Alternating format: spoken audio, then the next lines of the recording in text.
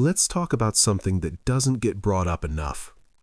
Most people go through life feeling like they have to respond to everything, every comment, every criticism, every person who decides to take a shot at them.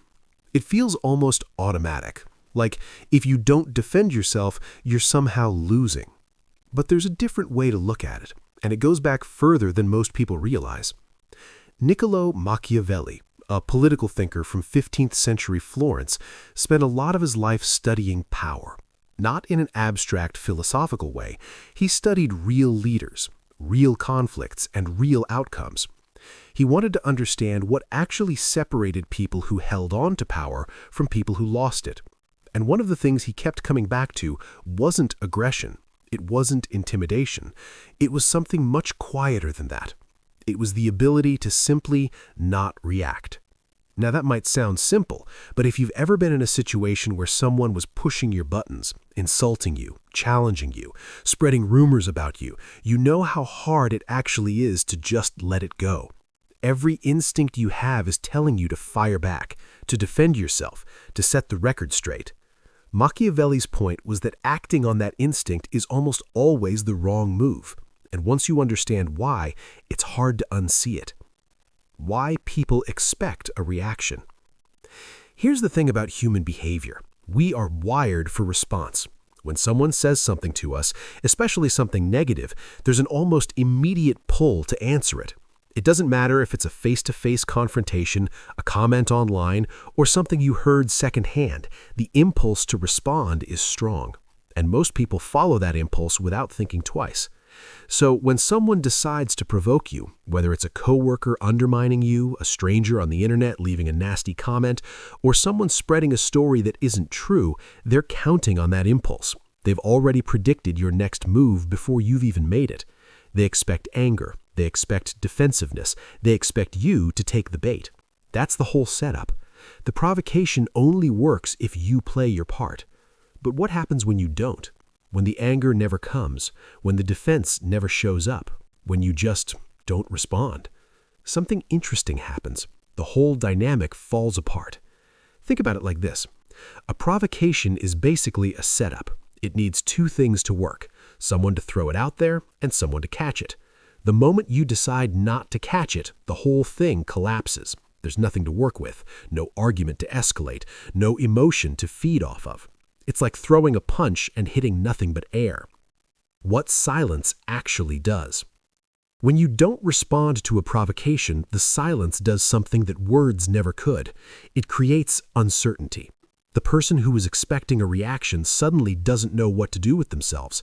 They were ready for a fight. They had their next move lined up, and now none of it applies. That uncertainty is uncomfortable, and people tend to fill uncomfortable silences in ways that aren't great for them. Some people double down. They provoke harder. They get louder. They push more, trying to force a reaction.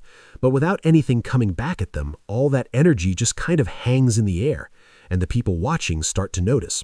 Because here's what an outside observer sees when someone keeps attacking a person who isn't responding. They see someone who looks increasingly desperate, someone who is clearly bothered by the fact that their target isn't bothered. The aggressor stops looking powerful. They start looking petty. And slowly, without you saying a single word, the credibility in the room starts to shift in your direction. The fire without oxygen. Machiavelli's approach to conflict was deeply practical. He wasn't interested in what felt good in the moment. He was interested in what actually worked over time. And what he understood, long before anyone was using terms like emotional intelligence or conflict de-escalation, was that most conflicts survive on attention.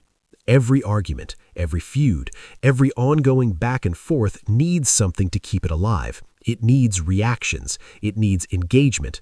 It needs people to keep showing up and throwing fuel on it. The moment you stop doing that, the fire starts to go out. Think about the conflicts you've seen drag on the longest in your own life, in your workplace, in your personal relationships, online, wherever. The ones that never seem to end are almost always the ones where both sides keep showing up, keep responding, keep escalating. Now think about the conflicts that just quietly faded away. Chances are one side stopped engaging, Not because they gave up, but because they recognized that continuing to fight wasn't getting them anywhere. That's not weakness, that's a strategy. Machiavelli called it selective engagement. You don't fight every battle, you fight the ones worth fighting, and you let the rest die on their own. Choosing what's actually worth your energy. This is where a lot of people get the concept wrong. Ignoring things doesn't mean ignoring everything. It doesn't mean you become passive or that you let serious problems slide because you're trying to seem above it all. Machiavelli was clear about this. There are threats that need to be addressed directly and decisively. There are situations where silence is actually the wrong call, where not acting creates a bigger problem down the road. The skill is knowing the difference. And the honest truth is that most of what comes at you on a daily basis doesn't clear that bar. Most of the criticism people receive isn't coming from someone with real influence over their life. Most of the insults aren't actual threats to their position or reputation in any meaningful way. Most of the rumors burn themselves out without any help. But people treat it all like it's urgent, like every comment deserves a response, like every critic needs to be handled. And in doing that, they drain themselves. They spend emotional energy on noise. They get pulled into arguments that lead nowhere and take up time and attention that could have gone somewhere useful. The discipline here isn't just about staying quiet. It's about being honest with yourself about what actually matters and being willing to let go of the things that don't. Emotional control as a form of power. Let's talk about what's happening internally, because this is important. When someone provokes you and you choose not to react, that's not a passive act. That takes real work. There's something going on underneath the surface, frustration, maybe some anger, maybe the very strong urge to say exactly what you're thinking. But you don't let it out. You hold it steady. And that internal control, that gap between what you feel and what you show, is where a lot of real influence lives. Because here's what people are always watching for, whether they realize it or not. They're watching to see who's in control of themselves. In any group, any workplace, any social setting, the person who can stay calm under pressure is the person people naturally look to. Not the person who's loudest, not the person who pushes back the hardest, the person who stays grounded when things get uncomfortable. Think about arguments you've seen play out. In person, online, on television, doesn't matter. When one person is visibly losing their composure, raising their voice, getting emotional, scrambling to defend themselves, and the other person just stays calm and measured, who comes across as more credible? Almost always, it's the calm one. Even if the emotional person has a valid point, even if they're technically right about whatever they're arguing, the way they're presenting themselves undermines what they're saying. Meanwhile, the person who doesn't take the bait, who stays level-headed and composed, looks like they're in control. And looking like you're in control goes a long way towards actually being in control. Machiavelli understood that emotional discipline wasn't just a personal virtue, it was a practical tool. It shaped how people perceived you, which shaped how they treated you, which shaped what you were actually able to accomplish. Now, take all of that and apply it to the world we're actually living in right now. Social media has basically turned provocation into a sport. Every platform is designed to get a reaction out of you. The comment section exists to pull you in. The algorithm rewards engagement, and engagement means responses, arguments, back and forth threads that just keep going. People spend hours of their day caught up in arguments with strangers, defending their opinions to people they've never met and will never meet, getting worked up over comments that, in the grand scheme of things, mean nothing. And the whole time, they feel like they're doing something important, like they're standing up for themselves, like if they don't respond, they're somehow conceding the point. But what they're actually doing is handing their attention over to whoever decided to poke at them that day. Now picture someone who just doesn't do that. They see the comment, they read the criticism, they notice the provocative post sitting there waiting for someone to bite, and they keep moving. No response. No argument, no long thread where they explain their position to someone who was never actually interested in understanding it. At first, it might look like they didn't see it, or like they're avoiding it, but over time, a different picture forms.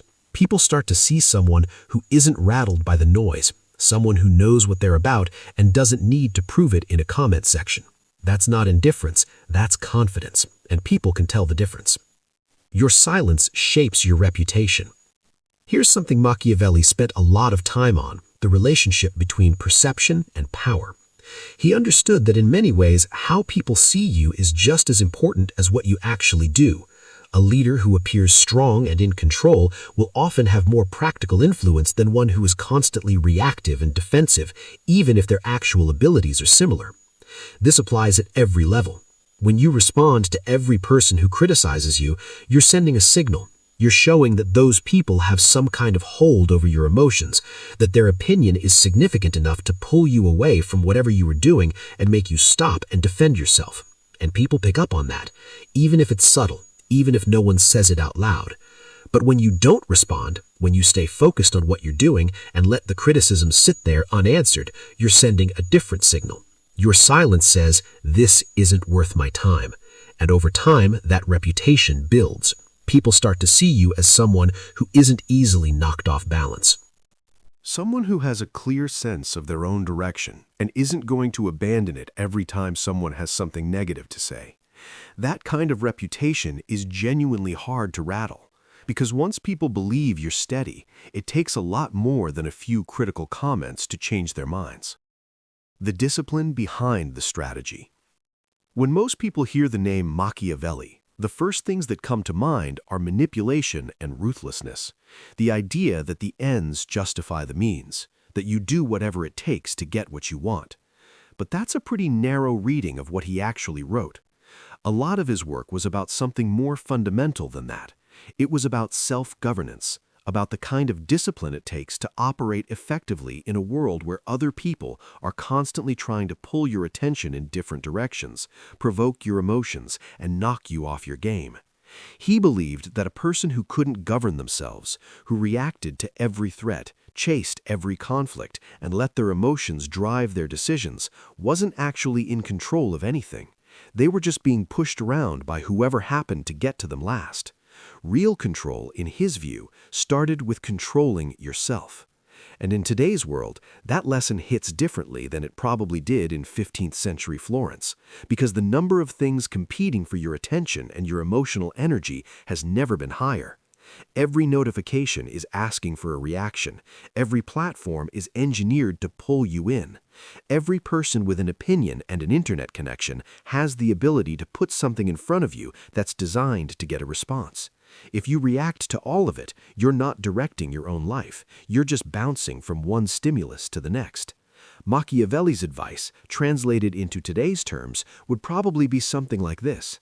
Be selective. Protect your focus like it's a resource, because it is. Don't spend it on people who don't deserve it. Putting it all together. So, what does this actually look like in practice? It starts with a pause. When something comes at you, a criticism, an insult, a provocation of any kind, before you react, you take a moment. You ask yourself a few honest questions. Does this person have any real influence over my life? Does responding to this actually serve me in any way? Is this a genuine threat to something important, or is it just noise? Most of the time, if you're being honest, the answer is that it's noise. And once you recognize it as noise, the decision gets a lot easier. You don't have to craft the perfect response. You don't have to win the argument. You don't have to make sure they know they didn't get to you. You just move on. And in moving on, you've already won, because you kept your energy, you kept your focus, and you didn't hand any of your time over to someone who wasn't worth it. That's the whole thing. It's not complicated, it's just hard, because it goes against every instinct that tells you to defend yourself, to fight back, to make sure people know you're not going to take it. But the people who figure it out, who learn to let the small things go and stay focused on what actually matters, tend to be the ones who move through life with the least amount of unnecessary friction. Final thought. Not everything deserves a response. Not every person who comes at you deserves your attention, and sometimes, not always, but sometimes, the most effective thing you can do is nothing at all. When you stop reacting to every little provocation, something changes. You stop being someone who gets pushed around by other people's agendas. You start being someone who decides, deliberately, where their attention goes and what they're willing to spend their energy on. In a world that is constantly trying to get a reaction out of you, that kind of discipline is genuinely rare, and rare things tend to stand out. If you got something out of this video, there's more where that came from. We put out content regularly. Same kind of straightforward breakdown you just watched. No filler, no hype. Just ideas worth thinking about explained in a way that's easy to follow. If that's something you want more of, subscribing is the easiest way to make sure you don't miss it. It's one click, and you can always change your mind later.